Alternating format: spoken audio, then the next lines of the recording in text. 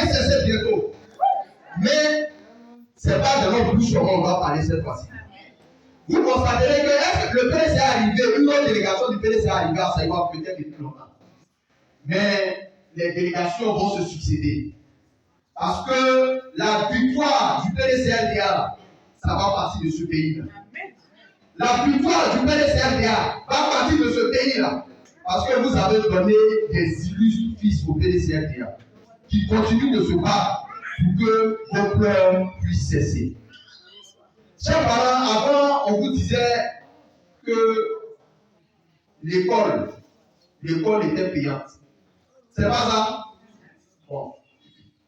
Maintenant, on dit que l'école est gratuite. C'est pas ça? Mais est-ce que c'est vrai? Ce qu'on constate, c'est que l'école payante là était moins que l'école gratuite. Nous, l'école payante là, c'est ça qu'on veut. L'école où tu envoies ton enfant, on lui donne livre, on lui donne matelas pour dormir parce qu'il est en cité universitaire. On lui donne plus, on lui donne les documents pour apprendre là. Et comme ça, c'est ce que le PDC veut rebâtir. Mais au-delà de tout ça, c'est le caractère humain que le PDC veut remettre au cœur de la gouvernance. Chers parents. Après où on s'élève, et puis on s'en va dans un village des gens là, PDC dit on ne peut pas ça. Est-ce que c'est la première fois qu'on construit des ponts en Côte d'Ivoire ici?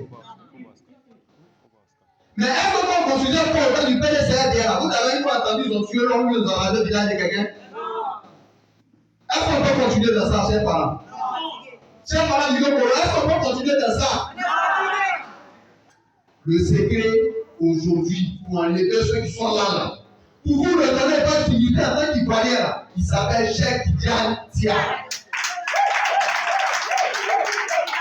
Pour une redistribution équitable des richesses de notre pays. Parce qu'il ne faut pas faire des frustrés. On ne peut pas comprendre qu'on prend tout le gars ici. On prend tout le cacao ici. On finit de prendre ça, on envoie en haut là-bas à Abidjan. Et puis ils prennent, ils s'en vont construire seulement une partie du pays. Est-ce qu'on peut continuer dans ça? Suleiman, est-ce qu'on va continuer dans ça?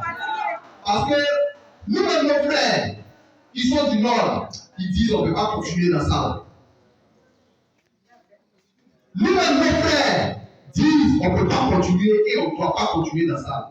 La Côte d'Ivoire a toujours été un pays fraternel.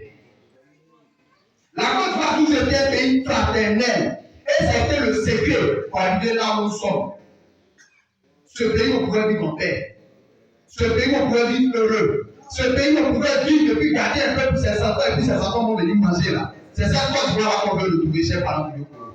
C'est le message de la haute direction du parti à votre endroit ce jour. Il faut vous engager. Chers parents du Yoko, vos souffrances vont cesser bientôt. Chers parents de Saïwa, vos souffrances vont cesser bientôt. Mais il ne faut pas s'arrêter en bouche. Il ne faut pas s'arrêter en bouche. Il ne faut pas que ça s'arrête dans les discours. Tout à l'heure, le vice-président me disait, j'ai parlé le gros français, je vais faire de l'arithmétique. J'ai dit non, ça c'est pas important pour nos parents. Monsieur le vice-président. Nos parents doivent comprendre les enjeux. Ce qui se joue là, c'est ce qu'on doit comprendre. C'est votre vie, la vie de vos enfants, la vie de vos petits-enfants que le PDC veut sauver. Comment on va le faire? Comment on va le faire? Nous là, on ne va pas demander à quelqu'un de prendre fusil. Parce que ça, c'est pas dans les jeunes du PDC. Nous, on ne va jamais faire ça. Si on a donné l'indépendance à la Côte d'Ivoire, sans un fusil, sans une aiguille, on peut arracher le pouvoir dans la main de Ouattara, sans un fusil, sans un aiguille.